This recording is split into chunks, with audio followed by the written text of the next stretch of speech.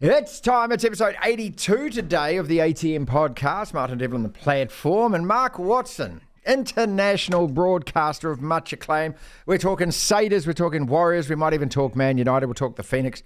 Grant Dalton on the program today too, if we can squeeze it in. Watto, let us start with the Warriors. Apologise to me! Where is this team at? Because you don't become a bad team overnight. You don't become a bad team in a month. And you don't become a bad team in 12 months. Yeah, it's a fascinating one, isn't it? I just wonder whether they are still just believing too much of their press, and they've just been built up so much, and they still honestly believe that they can just simply turn it around based on what they did last year. And look, I haven't been a big one reading into the Roger Tuivasa-Sheck coming back, the Sean Johnson, but I don't know. I just wonder whether Sean, maybe some of the habits from previous years are maybe sneaking back in. Roger Tuivasa-Sheck, has he somehow come in and changed the culture, or is he just simply playing out of position at the moment? But we've just got to defensively harden up. And look, it was a better performance defensively against the Roosters on the weekend. I probably felt that the Watene-Zelezniak probably should have been given a penalty try, to be perfectly honest. I thought if there's ever an opportunity for a penalty try, but when it's all said and done, it's another loss, isn't it? And I know you and Lachlan have talked about it a lot, looking at the tough games that are still to come. I unfortunately think it's going to be a really tough season for the Warriors, and I can't quite put my finger on why. I'm not sure anybody can at the moment. Can they miraculously turn it around? I just don't think they're going to do it in the next few games. They're not going to do it in the next few games. I can't see them doing it for the rest of the season, but we've got to start asking some questions now. I picked up the papers the other day, and all it was a little bit about, the Warriors and how they were probably robbed by the referees. And I think it's more than that, and I think that's been shown in the weeks previous. It's a delicate balance now, mate, isn't it? Because the Gigglefest mainstream media, which has just been all over this team, is now so reluctant to offer any kind of critical analysis, and I'm seeing more and more of this, Mark, as well. And I'm not just seeing it with the Warriors; I'm seeing it across all sports at the moment. That we seem to have turned a corner in terms of the way that the mainstream media report things. It's all so PR these days. Nobody actually wants to be the person that says, hey, you're just not playing well. You're not actually good enough at the moment. These guys deserve to be dropped. I mean, where's that? Why can't we even have those discussions anymore? Yeah, look, it's a great one. I mean, started by rugby, and again facilitated by the companies like Sky. And I just wonder whether there's, but that's it these days, isn't it? Where is actually journalism gone? Where are actually no people going out there Zero. and digging? It's just, hey, let's just reprint their PR release, let them control the narrative, and let's just print that. But there's also a bit of a bully mentality, isn't there, that if you sort of speak out too much against these organisations, suddenly you find yourself ostracized, or you're not particularly welcome. And it's like, well, I'll keep saying this, you want to have the discussion. People are not stupid. They can see through the PR. That's what all the fan forums are. This is the thing, like Tony Kemp got, absolutely rissoled out of Sen's radio because of this, and when we started Radio Sport, as well, the pressure that was employed by the rugby union on a lot of us because we were critical. These days on Sky TV, you won't get on there if you offer any kind of critique or any kind of argument that actually isn't what the PR narrative demands that it is. And so, it's actually the independent forums now, which are the only trustworthy ones. The rest of it I can't even be bothered reading. I mean, maybe the odd match report, but certainly none of the analysis. No, absolutely no analysis. And where is the calling for change? I mean, I think still Chris Ratu asks some hard questions at times, in terms of poses some questions and says, hey, look, is it maybe time for a shift? Is it maybe time for a change in direction? Look, I do think if the Warriors are wanting to move forward, I do think next year it's probably time to let Sean Johnson go and look to the future. I just think we lack things on attack. It's all just a little bit too one-dimensional. Look, he had a hell of a year last year, but I don't think he's backed it up this year, to be honest. Again, is it purely his fault? Is the forwards going forward quick enough? Are they creating enough room for them? We can make all the excuses we want.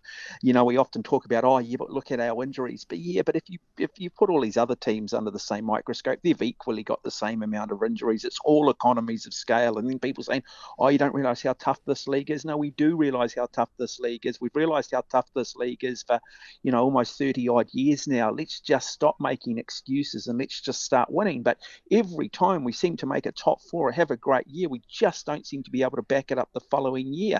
The good clubs have this automatic succession. They just seamlessly seem to be able to roll into the next season and go for 5-6 years. I mean, look at the Melbourne Storm, look at the Broncos last year, this year.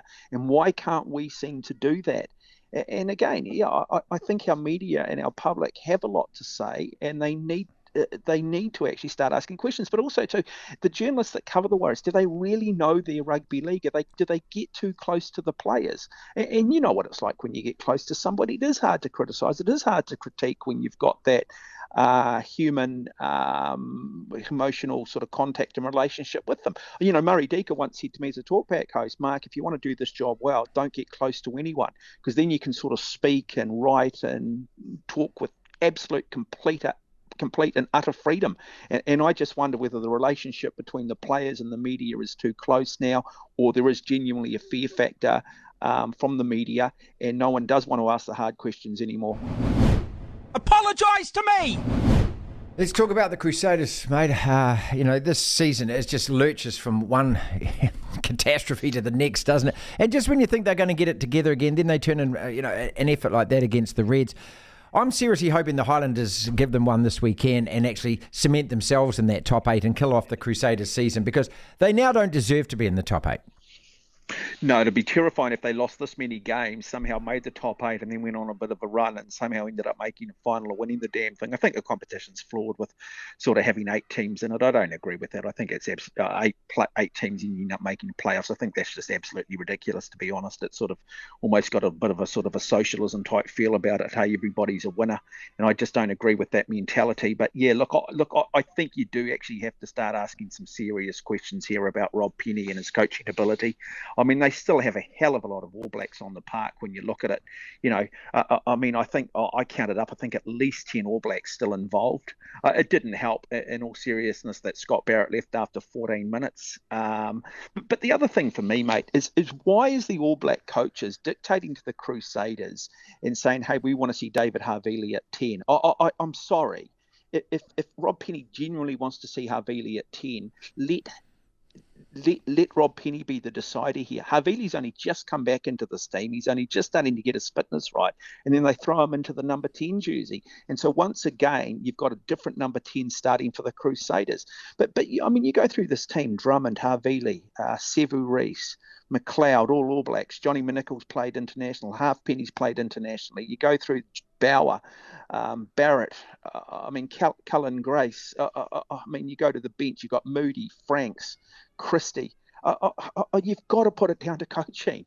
I'm sorry. I do believe Vern Cotter would have made this team a lot better if he had, in fact, taken the Crusaders job. I still think Scott Robertson would have got a lot out of this team if he was still coaching. And I've said it in the past, I just wonder whether the Crusaders, who have relied so much on employing from within, and you've got to be a Crusader to be part of this environment, that's coming back to backfire them. Because Rob Penny has never had a great coaching record. And look, it's not about Rob Penny the father, or Rob Penny the player, or Rob Penny the man. It's just purely about Rob Penny the coach. And you can have the CEO of the Crusaders coming out and saying, how dare commentators suggest that Rob Penny should be sacked. I don't mind it coming from the fans because they've got an emotional attachment, but it's just childish coming from anyone else. That's just moronic, dumb stuff. We base it simply on every other professional model in the world, and every other professional model in the world, he would be gone now. He would have definitely gone after that result against the Reds on the weekend. So where do they go to? I'm not sure, but I do honestly believe a change in coaching staff, and I do believe this Crusaders team would go in an upward direction. Apologise to me! What do you think of Grant Dalton? We had him on the program today before he flies out to Barcelona. I'm so fascinated by the technical side of this sport, which is Formula One on the water. And is it actually about the guys sailing that boat, or is it like Verstappen? You put the sailors are much of a muchness. You put them in the best boat, they could probably win the thing. All of that kind of stuff. But he's such a polarising figure. You and me actually do get on with him, and two of the only people that he'll actually talk to. Explain why. Yeah, look, we didn't. Let's be honest, Martin. We didn't always get on. No, we with didn't. Him, did No, we? no. We were big critics back in the day, and it was really only through my relationship with yachting commentator Peter Lester, who I've been to a couple of Olympic Games with, who said, "Hey, actually, Mark, I think you've been a little unfair. I actually think you'd get on with Grant. I actually think you guys would get on." And he actually organised and arranged for me to go out, and look, it was a bit awkward when Grant and I sort of locked eyes and shook hands, and I said, look, in the talkback game, you can back yourself into a corner at times, and it's very difficult to get out of it.